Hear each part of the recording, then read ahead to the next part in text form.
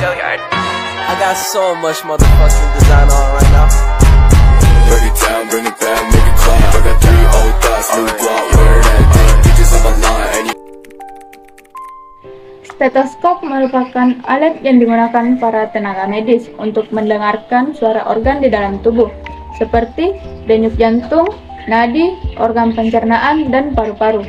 Tidak hanya itu, alat ini juga dapat mendengar suara aliran darah, bahkan bunyi detak jantung janin yang masih berada di dalam kandungan. Stetoskop disebut-sebut sebagai penemuan paling hebat sepanjang masa di bidang kedokteran, yang berhasil mengubah perjalanan hidup manusia.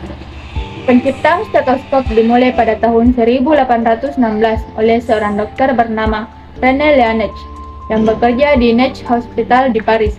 Penemuan alat itu diketahui terjadi secara tidak sengaja oleh Laennec. Awalnya, ia diminta untuk menekankan telinganya pada sebatan kayu yang panjang. Lalu sebuah jarum digoreskan pada batang kayu tersebut. Secara mengejutkan, Laennec dapat mendengar suara gesekan jarum itu, walaupun dengan kekuatan gesekan yang sangat kecil. Karena sangat penasaran dengan penemuannya itu, René Laennec lalu membuat sebuah tabung dari kertas yang digunakan untuk mendengarkan dada pasiennya. Hasil ciptaan kasarnya itu berfungsi dengan baik. Ia benar-benar dapat mendengar suara dari dalam pada pasiennya.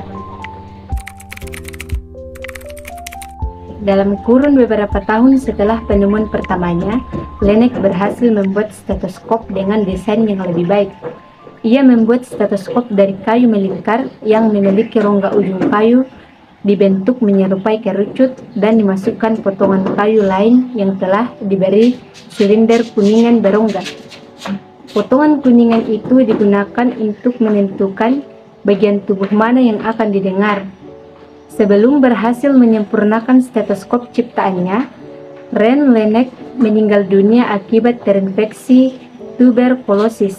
Setelah kematiannya, stetoskop ciptaan Laennec diproduksi secara massal dan mulai diterima oleh para dokter.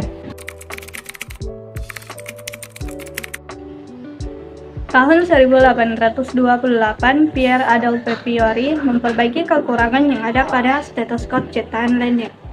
Fiori membuat stetoskop dengan ukuran yang jauh lebih kecil dari pendahulunya. Alatnya itu berbentuk seperti trompet, berbahan dasar kayu dan diberi tambahan alat diagnostik bernama pleximeter. Desain Fiori itu kemudian digunakan sebagai model untuk stetoskop monaural atau satu telinga yang saat itu menjadi stetoskop utama. Stetoskop monaural digunakan lebih dari 30 tahun di banyak negara. Kelebihan dari alat ciptaan Fiori selain ukurannya yang kecil adalah kepraktisannya saat digunakan dan juga dapat dipasangi peralatan tambahan seperti pleximeter, perkusor, dan termometer.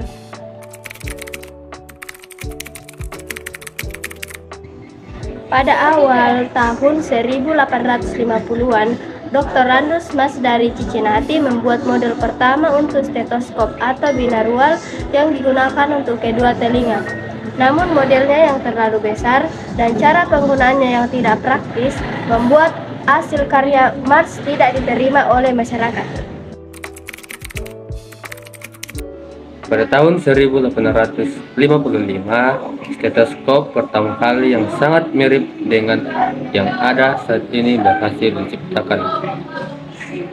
Model stetoskop ini terdiri dari tabung logam yang dihubungkan dengan bagian pendengaran yang terbuat dari gading.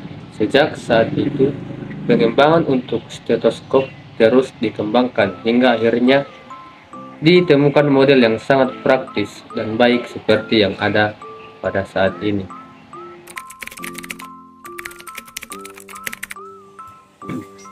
Kemudian saya akan menjelaskan bagian-bagian dari stetoskop yang digunakan pada saat ini. Yang pertama yaitu ear pitches. Ear pitches merupakan bagian dari stetoskop yang terpasang di telinga untuk mendengar suara organ dalam.